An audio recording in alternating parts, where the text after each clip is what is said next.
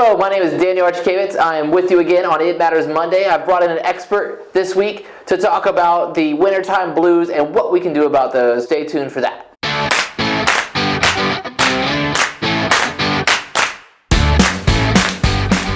This is my friend and special accounts best, Sartori. Wow, did I kill that? Sartori, right? Yeah, Sartori. All right, we're coming in to talk to us about how to beat the blues. So the first question is what are some of the symptoms of the winter blues? Well, it's actually called seasonal affective disorder. It usually occurs during the winter months when there's not as much natural sunlight.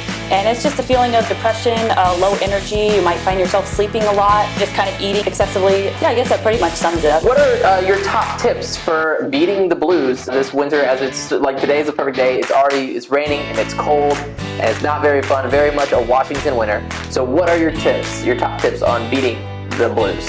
One great thing to get is like a happy lamp or a happy light. It's just a lamp that simulates sunlight.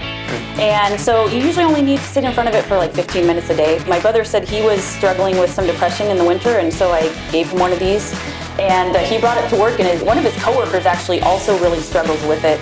He's considered moving south, actually. I guess he liked the light so much he bought like several of them and put them in every room in his house. I kind of was thinking about, how Jesus said he's the light of the world. Light really is life-giving. I was kind of curious about it because I was like, well, I wonder what it's like for blind people, because they wouldn't be able to perceive light. Well, actually a large percentage of them can. And even if they can't perceive light, actually light does affect brain activity. Wow. All right, so 15 minutes in front of a happy lamp. They're usually pretty cheap, and they can be really helpful. Anything else that you would say would be a good way of beating the blues?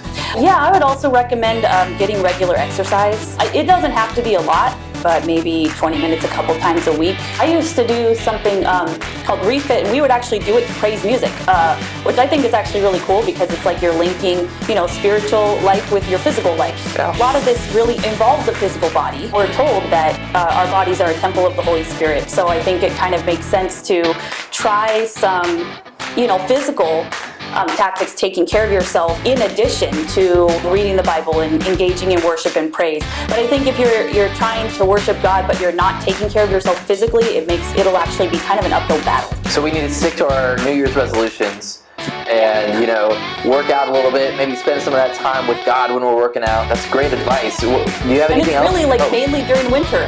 Yeah. So you can kind of let go of your resolutions in the spring, because once you forget about working out when it's spring. Don't worry about a beach body. You need a winter body that can handle it. In spring, it's just a lot easier to have more. You have more energy. The sunlight's there, and you tend to be getting out more anyway.